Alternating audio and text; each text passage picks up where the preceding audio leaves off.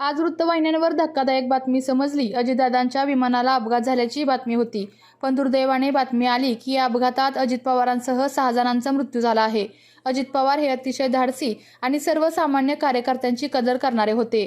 राज्याच्या भौगोलिक राजकीय परिस्थितीची माहिती आणि कार्यकर्त्यांची जाण असणारा आणि प्रशासनावर वचक असणारा, राज्याला आर्थिक शिस्त लावणारे नेतृत्व गेले. कराड उत्तरच्या विकासामध्ये दादांचे योगदान मोठे आहे. मी अजित पवार यांना भावपूर्ण श्रद्धांजली अर्पण करतो. त्यांच्या जाण्याने महाराष्ट्राची राजकीय हानी झाली आहे. असा नेता होणे शक्य नाही, असे मंत्री बाळासाहेब पाटील यांनी सांगितले आहे.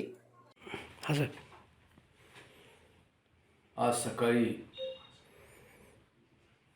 दूरदर्शनवर अतिशय धक्कादायक अशी बातमी कळाली.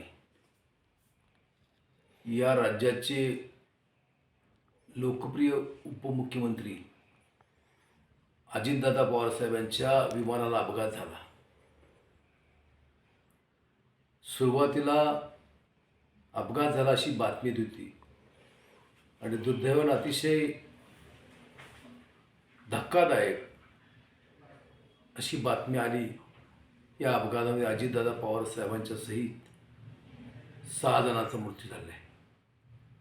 अजितदादा पवारसाहेब हे राज्यामधले एक अतिशय धाडसी आणि सर्वसामान्य कार्यकर्त्यांची कदर करणारे, या राज्यामधल्या सर्व जिल्ह्यांची भौगोलिक माहिती, त्याचप्रमाणे राजकीय माहिती, राजकीय कार्यकर्ते या सर्वांची जाण असल्याचं नेतृत्व.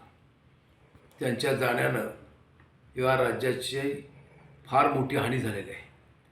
प्रशासनावर प्रचंड असा वचक, प्रशासनाची बारकावे माहीत असलेले आणि अर्थखातं सांभाळत असताना या राज्याला आर्थिक शिस्त लागावी ही भावना ठेवणार असं नेतृत्व गेलं.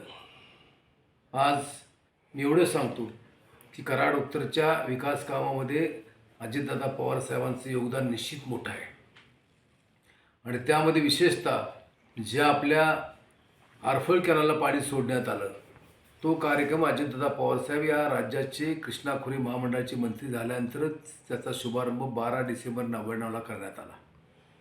आणि त्याच वेळी आदरणीय पी डी पाटील साहेबांनी मागणी केली की आम्हाला या योजनेच्या पूर्व बाजूला 2 योजना असाव्यात आणि त्याच्यासाठी धनगरवाडी हनुमगरवाडी योजना, या योजनेचं एकंदर सर्वेक्षण करायचं, त्याला प्रशासकीय मान्यता द्यायचं, त्याचं प्रत्यक्ष काम करायचं, वेळोवेळी आर्थिक तरतूद करण्याची भूमिका ही अजितदादा पवारसाहेबांची होती.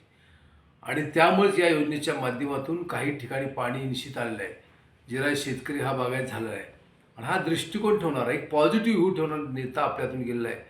मी आज या ठिकाणी अजितदादा पवारसाहेबांना भावपूर्ण श्रद्धांजली अर्पण करतो. त्यांच्या जाण्यानं महाराष्ट्राची फार मोठी राजकीय हानी झालेली आहे. असा नेता होणे नाही. आपल्या तालुक्यातील जिल्ह्यातील बातम्या सर्वप्रथम पाहण्यासाठी आजच सातारा न्यूजला YouTube चॅनलवर सबस्क्राईब करा, लाईक करा, शेअर करा आणि बेल आयकॉन प्रेस करायला विसरू नका.